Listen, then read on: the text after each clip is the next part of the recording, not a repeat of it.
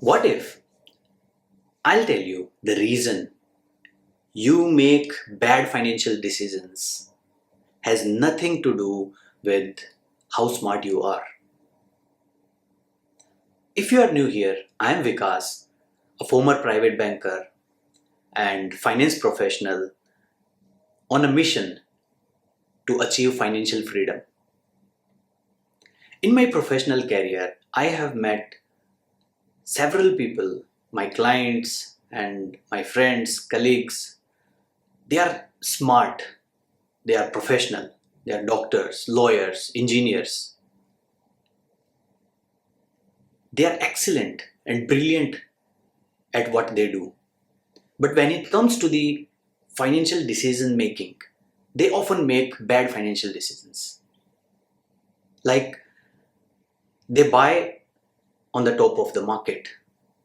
When they see the news everywhere, the stock news is flashing, they buy. They sell with the panic when the market drops. They buy the things which they don't need. And they often change their strategy of investing or strategy of their savings by seeing their colleagues it's getting rich. So these are not the problem of those well qualified professionals, even though we also make these type of bad financial decisions in our day to day life when it comes to the investing savings. So it is very important to understand how our mind is wired to take these kind of decisions. In today's video, we are going to discuss 5 important biases which has given a different wiring to our mind and how we are taking the decisions based on those biases. And second, how we can overcome from these biases. Number 1, loss aversion bias. So what is loss aversion bias? In a book, Thinking Fast and Slow, Daniel Kahneman and Amos Tversky, these are two famous psychologists, Nobel Prize winner. They have explained, they have mentioned that if we have a loss of $100 equivalent to gain of $100, so the loss of $100 will be 2x stronger. We will feel 2x stronger, 2 times stronger than the feeling of the gain. So we will have 2x more pain feelings than the feelings of a gain. Second, confirmation bias. I have heard about some company, I researched a lot about that company, and I have watched some video, I read their financial statements for last 4-5 years. I have wired my mind that yes, this stock is going to become a multi-bagger idea of mine, and this is my confirmation and positive confirmation towards my investment decisions.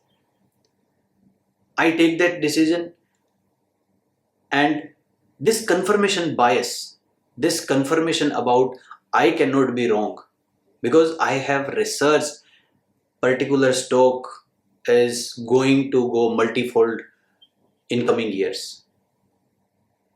So that's the confirmation bias. Third thing, herd mentality. My colleague, my friend, my family members, they bought or they invested in particular stock. I am going to buy this stock as well. Have you heard about GameStop? In 2021 itself, without any reason, there was no financial changes. The stock has gained 1700% in a matter of few weeks. 1700%. I was totally gone mad about how a stock which has no financial, it is a gaming company which is struggling with this existence, can gain 1700%. Because people are following other people. They are following and making their financial decisions based on what other peoples have made. The fourth, which is very important, is present bias. So what is present bias? Let me give you an example. This question is often asked in many seminars, in many workshops, that would you prefer to take $100 now or 150 after 6 months? The most of the time people say $100 now. So in order to have the instant gratification, instant access to the money, our mind always wired in this condition that the delayed gratification is not good. So for example, if Andy and Sarah, two people at the age of 25 and 35 with the same salary, started investing for $400 per month and with the 8% of return on investments, at the age of 60, how much both will have? Just because of the 10 years delay, the Andy will have $1.4 million at the age of 60 and Sarah will have $584,000. So simply Sarah lost $816,000 with the 10 years delays time. So this is the present bias. We always tend to fall into the present scenario rather than keeping it for the future itself. Now, the fifth one, which is my favorite, and I can resonate this bias with myself, and I was the victim of this overconfidence bias. Overconfidence bias is what I'm overconfident on my investing journey. For an example, if I have gained 22% return in 2022 to 23, simultaneously the S&P 500 has given the return of 20%. So I will feel overconfident on my returns. I will feel joyed and I will not listen. I will ignore every other voices which is coming to me, which can be an alarm for me. So that is overconfidence bias. So there is always a solution for all the problems. How we can reframe all these biases and can overcome over the period of time with these biases. Here is how. Number one, there is always a prefix for everything. So we can reframe in a system that can be helpful in our financial journey and future financial decisions.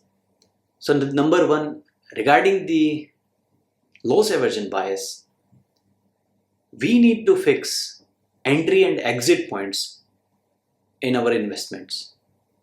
Before we start investing, before we start buying anything, whether it can be stock or real estate, we need to define our entry and exit with the logic.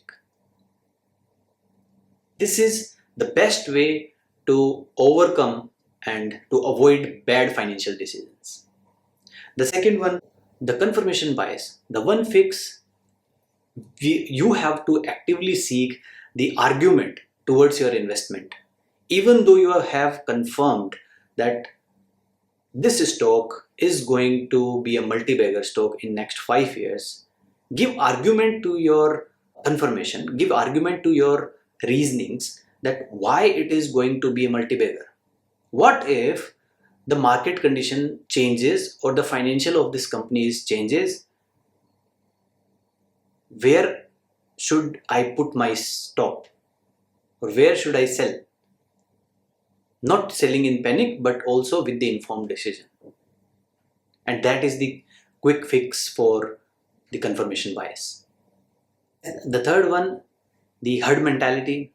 As Warren Buffett very rightly said, when everyone is confident, then you have to be cautious. And when everyone is cautious, you have to be excited. So this one fix can fix this problem and reframe our mental wires so that we can make better financial decisions. The fourth one, present bias. What we can do automate our financial decisions. We can give instructions to our bank that to transfer the month on month basis investments amount to our account, so that this present bias will be uh, mitigated or reduced a lot, and we will not have this present bias in the future. And the last one fix about the overconfidence bias: you just need to keep a confidence journal. Write down each and every decisions which you are making based on your mental wiring system, and you report and read it twice before making any further decisions. So this can be uh, eliminate your overconfidence bias. So in this video we have discussed the all five major elements which can be avoided to make our next financial decisions. So today is your homework. What I want you to do, check past 1 year, how many financial decisions you have made, out of which consciously or unconsciously how many decisions you have made based on these biases. Noted down all these biases and decisions. One decisions which you are very much confident that you have made because of these biases, write down in the comment section. I will write my own bias which I was most wired at and which has given me more losses than the any other biases. I will also pin into the comment. So stay with me. I am Vikas. This is Break Free, and the journey to financial freedom starts now.